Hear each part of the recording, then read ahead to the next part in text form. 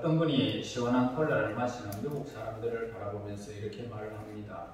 미국 사람들은 저 버릇 때문에 부패하고 타락해간다라고 그렇게 하는 말을 했습니다. 왜냐하면 어려서부터 조금만 덥고 목마르면 얼음 냉수나 시원한 콜라 같은 것을 마시는 버릇 때문에 덥거나 목마른 것을 참지 못하고 조그마한 고통을 참을 줄을 모르기 때문이라는 것입니다. 심지어는 육신의 쾌락을 위해서는 술이나 담배뿐 아니라 이제 온갖 마약도 서슴지 않고 보기만 한 무슨 죄를 통하여 결국은 폐인이 되는 사람들도 우리는 보게 됩니다. 지금 우리 한국에는 마약 복용자가 40만 명이 넘어가고 있답니다. 그래서 중독자가, 범죄자가 급속도로 그렇게 늘어가고 있는 그런 실정이라 이것이 한국의 가장 큰 문제다라는 소식을 우리는 접하게 됩니다.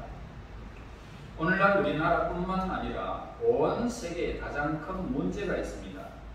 그것은 바로 사람들이 고통을 참거나 극기할 줄 모르고 도리어 육신의 쾌락을 위해서 무슨 짓을 하려고 하는 그런 정신 상태를 우리가 큰 위기가 아닐 수가 없습니다.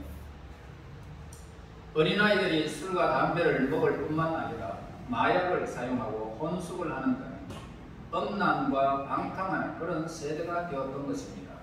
자, 이제 이 현대인, 특히 젊은이들에게는 극기나 타인을 위한 그런 희생 같은 것은 거리가 먼 단어들이 되고 또 웃기는 말로 덜어넘기는 그런 시대가 되고 말았습니다.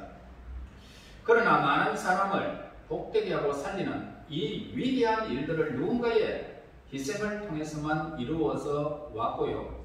세상으로부터 존경받고 사랑받는 사람들 또한 남을 위하여 나를 희생하는 사람들이 있었기에 우리나라가 지금 수많은 외침이 있어도 굳건하게 오늘날 우리 민족이 살아남았고 앞날에 수많은 역경들이 있어도 우리 하나님께서 우리 민족을 복되게 하셔서 우리가 지금까지 온 것 같습니다. 그래서 그 하나님의 은혜를 몇 가지를 우리는 나누어야 할 것 같습니다. 그러므로 오늘 우리 지금 하나님의 백성들은 희생하는 도구로 삼아야 됩니다. 나를 희생하는 도구. 내가 누구에게 칭찬을 받고 유익을 얻는 자가 아니고 나도 희생해야 되겠다. 이것을 우리가 늘 염두에 두어야 합니다. 저는 어머니에게 항상 배운 것은 그것입니다. 우리 어머니는 희생의 도구였습니다. 자식을 위해서라면 어떤 일도 마다하지 아니하고 저희들에게 행했던 일들을 보게 됩니다. 어느 날 엄마 사과가 먹고 싶은데 그러니까 엄마는 내가 하는 말 적시로 일어나서 밤중에 사과를 사러 가게에 가게 됩니다. 가게에 대해서 문을 닫기 전에 문을 닫지 아니하고 누가 조금 있다가 누가 문이 삐그적 하는데 엄마겠지라고 했는데 도둑이 와가지고 내 자전거를 딱 가져가고 있습니다. 그래서 엄마는 이제 같이 와서 또 사과를 먹고 그 다음 날 나가 보니까 내 자전거가 없어진 것을 보게 됩니다. 그러나 이 어머니의 그 희생적인 정신 때문에 그것이 내가 아까운 줄 모르고 그렇게 또 새로운 자전거를 샀던 일들이 있습니다. 어머니는 언제나 희생이었습니다. 저는 고등어를 구우면서 엄마가 항상 이야기하는 것은 머리가 맛있다. 그러면서 머리를 바가작 깨먹었습니다. 그런데 요즘 들어가지고 내가 진짜 맛있는가 싶어서 또 내가 고등어 머리를 먹어보니까 안 맛있더라고요. 그거 별로 안 맛있던데 우리 어머니는 늘 그런 것을 먹었습니다.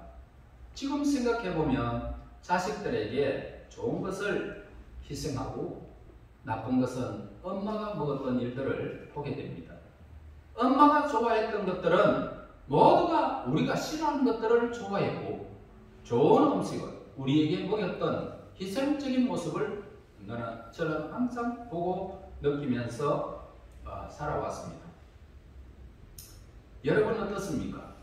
여러분의 어머니도 여러분들의 어떠한 일들을 통해서도 희생할 각오가 되었는 것이 부모라는 사실을 우리는 알 수가 있습니다.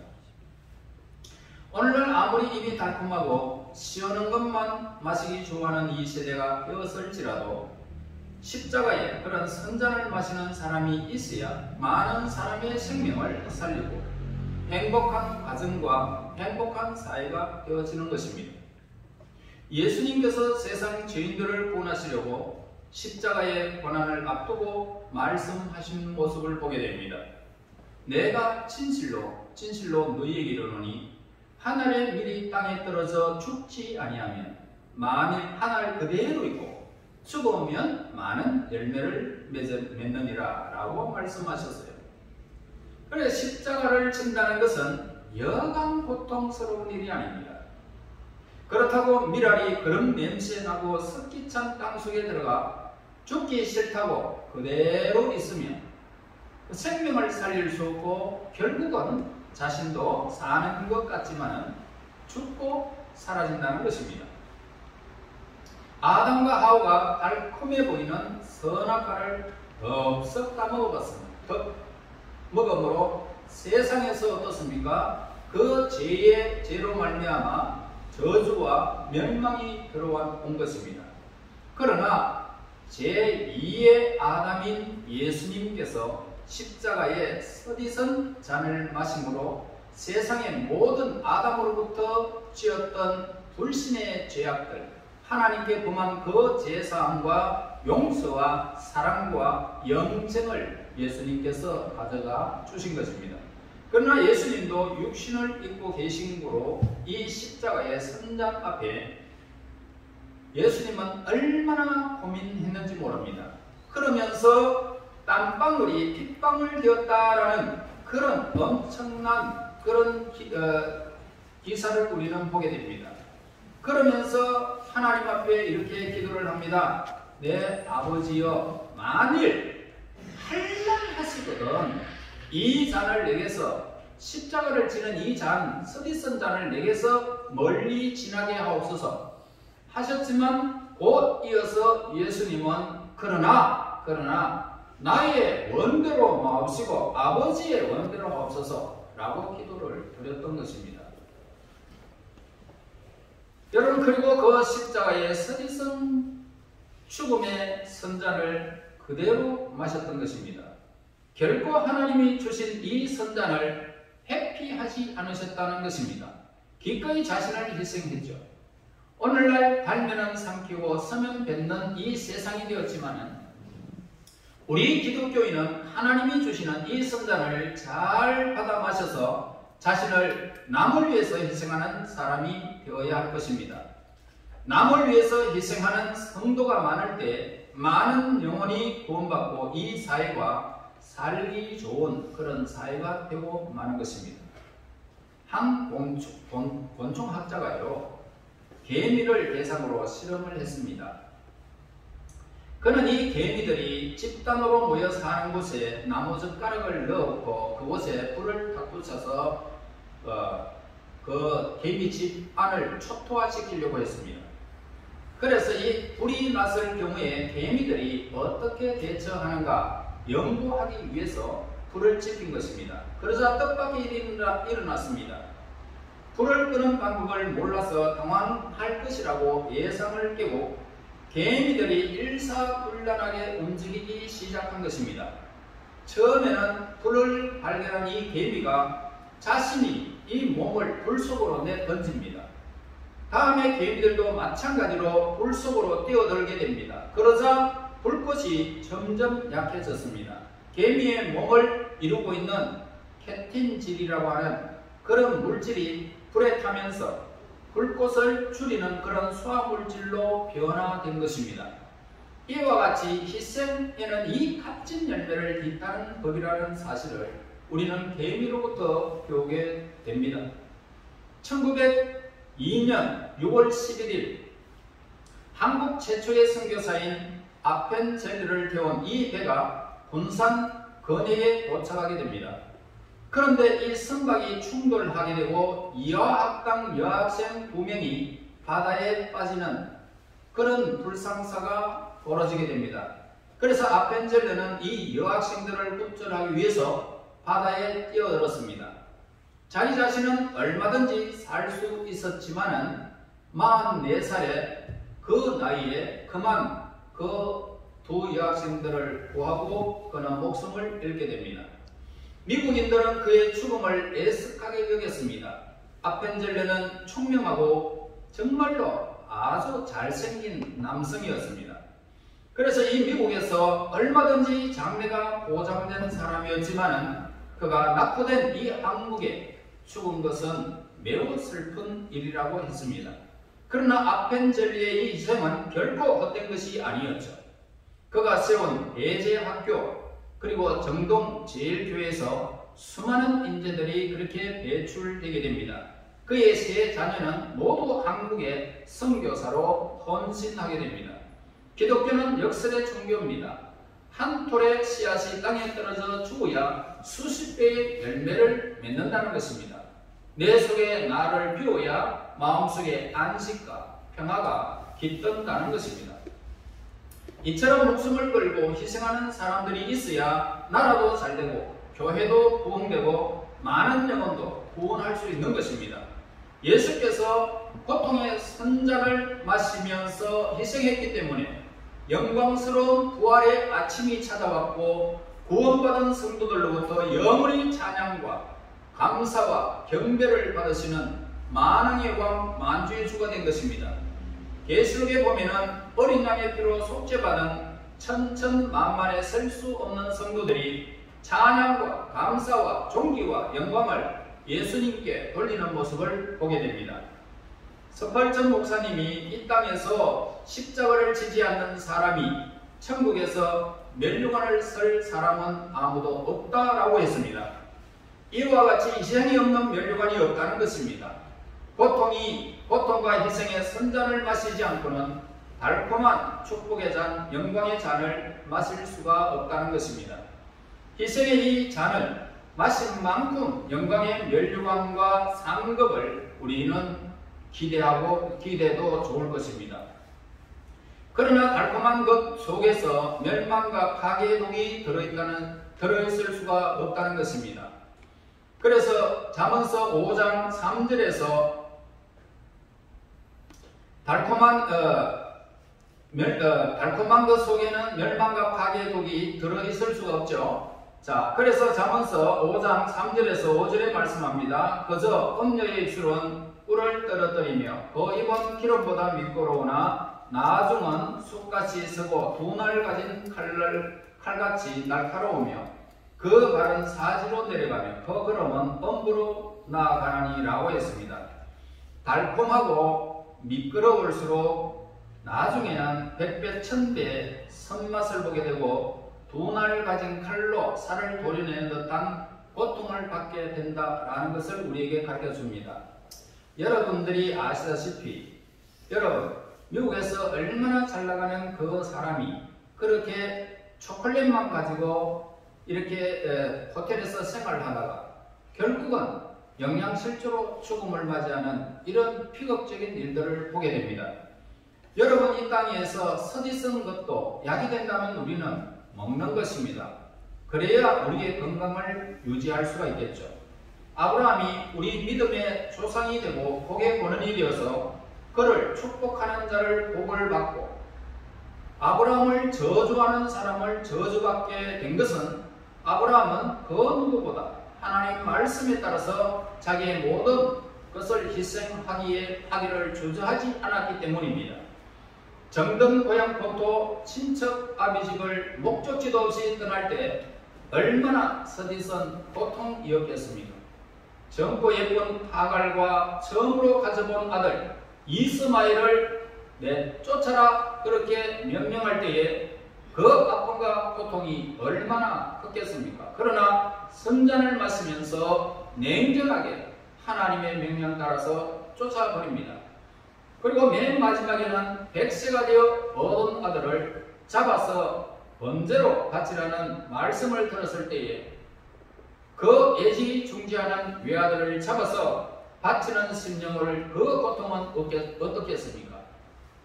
그러나 그 중심을 보신 하나님이 아들에게 칼을 대지 못하게 하시고 대신 하나님이 예비해 두신 염소를 잡아서 하나님께 드리도록 하셨던 것을 보게 됩니다. 하나님이 주시는 모든 시험을 회피하지 아니하고 받아서 기꺼이 하나님 편에 섰을 때에 그를 온 세계에 뛰어난 인물이 되게 하시고 믿음의 조상이 되게 하시고 복의 권능이 되게 해주신 것입니다. 여러분들이 삶을 살아가면서 복의 권능이 되기를 예수님 이름으로 축원합니다. 그렇다면 여러분들은 아브라함과 같이 살아야 된다 이 말입니다. 하나님의 말씀을 쫓아 믿음으로 살아가는 그 백성들에게 하나님은 여러분들의 온 세계에 인물을, 여러분들의 가문을 세우게 될 것이고 여러분들은 믿음의 조상이 될 것이고 복의 권능이 되는 것입니다. 여러분을 저주하는 자는 하나님이 저주를 내리시고 여러분들에게 복을 구하는 자는 그들에게도 복이 내리도록 하시는 여러분은 이 하나님의 은총이 여러분들에게 있어야 하는 것입니다. 오늘날 많은 사람들이 자기 희생이 없습니다. 그러면서 달콤한 면류관만 받아쓰기를 원하는 것이 문제라는 것입니다. 교회 성장의 비결이 뭡니까? 이 교회 성장의 비결을 배우는 분들이 많은 것은 너무나도 감사한 일입니다. 그러나 영혼 구원을 위해서 희생의 대가를 지불하지 아니하고 교회가 성장하기를 바란다면 그것은 욕심이고 정욕이라는 것입니다.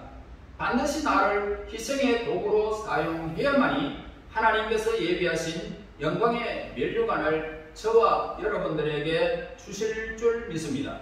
자, 이제 이 두 번째 생각할 것은 희생에 앞장서는 성도가 되어야 되는데 어떤 이는 칭찬을 받고 대접받는 일에 빠지지 아니하고 앞장서서 나오는데 괴롭고 힘든 일에는 미꾸라지처럼 빠지는 사람들이 있습니다.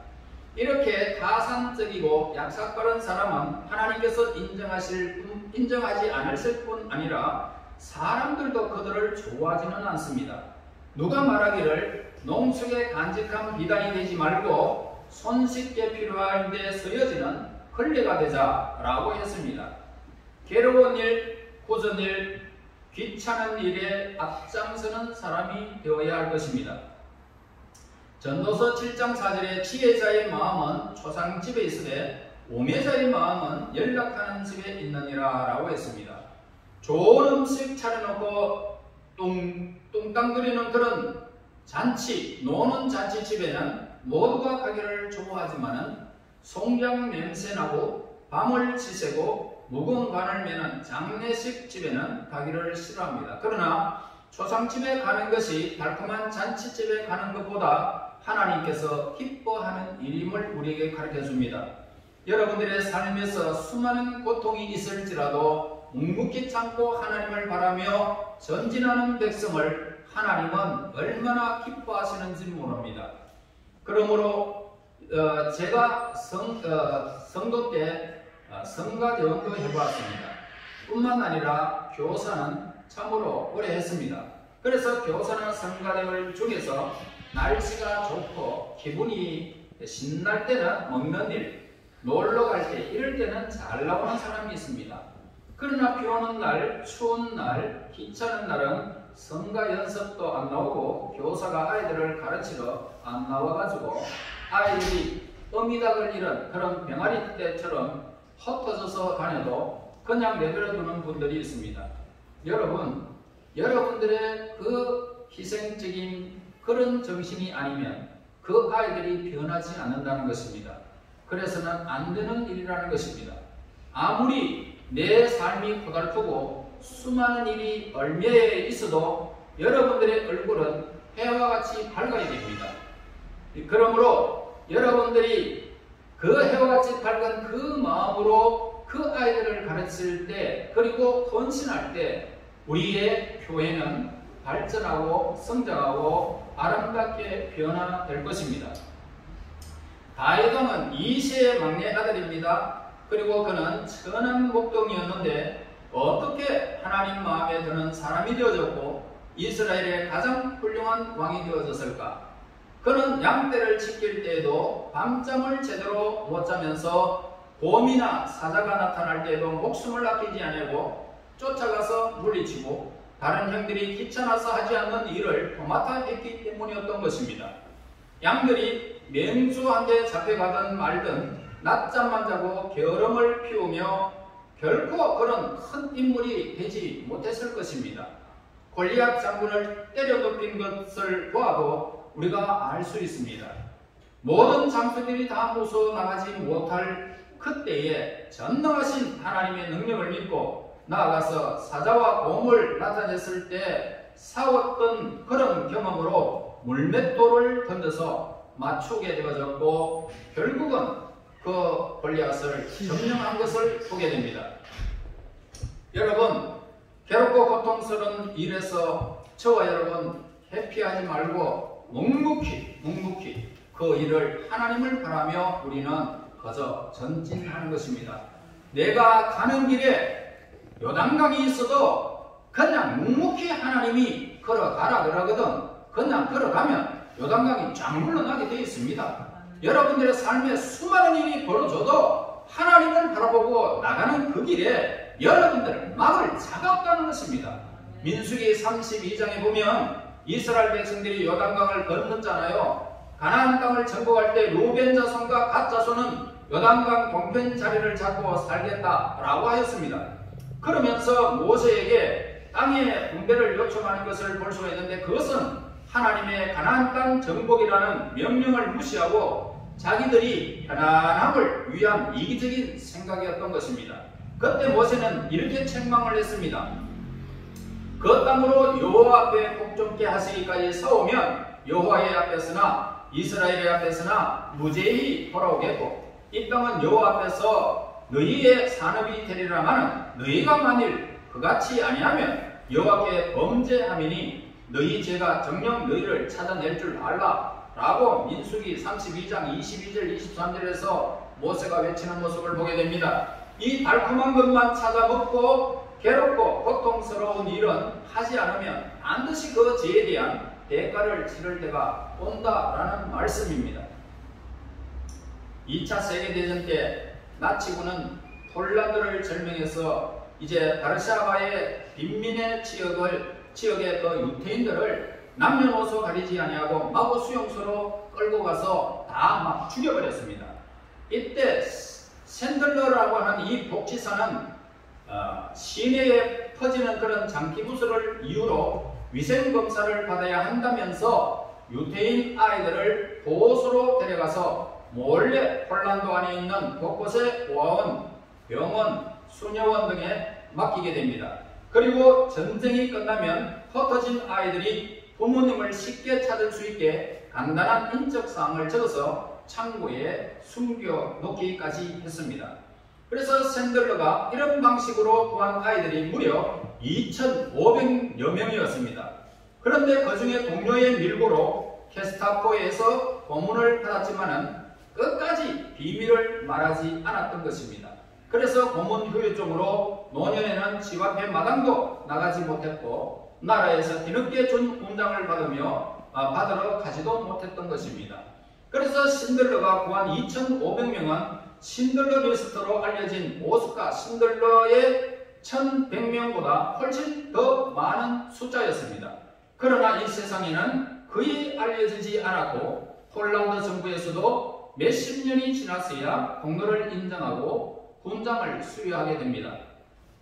그러나 이 신들러는 세상이 알아주지 않아도 아무런 원망이나 불만도 없이 구한 사람들의 행복을 바라면서 평생을 그렇게 살았던 것입니다. 이름 없이 빚도 없이 오로지 눈앞에 생명을 구하기 위해서 최선을 다하는 이 거인 한 명으로 2,500명의 생명을 살게 된 것입니다. 이름도 못 얻고 빚도 없을지라도 하나님의 말씀이기에 평생 순종하는 성도가 되어야 할 것입니다. 여러분들이 아시다시피 펠리컨은 참으로 너무너무 희생적인 그런 새입니다.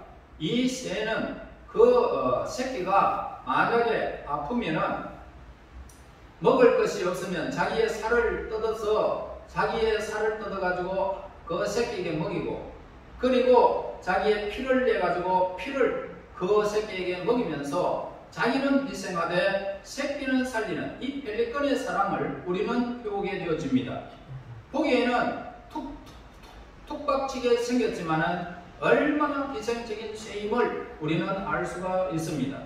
여러분, 여러분들의 생애에서 희생이 없다면 여러분들은 하늘의 미달이 그대로 있고, 여러분들의 희생이 있으면 많은 열매를 거두게 된다는 것입니다.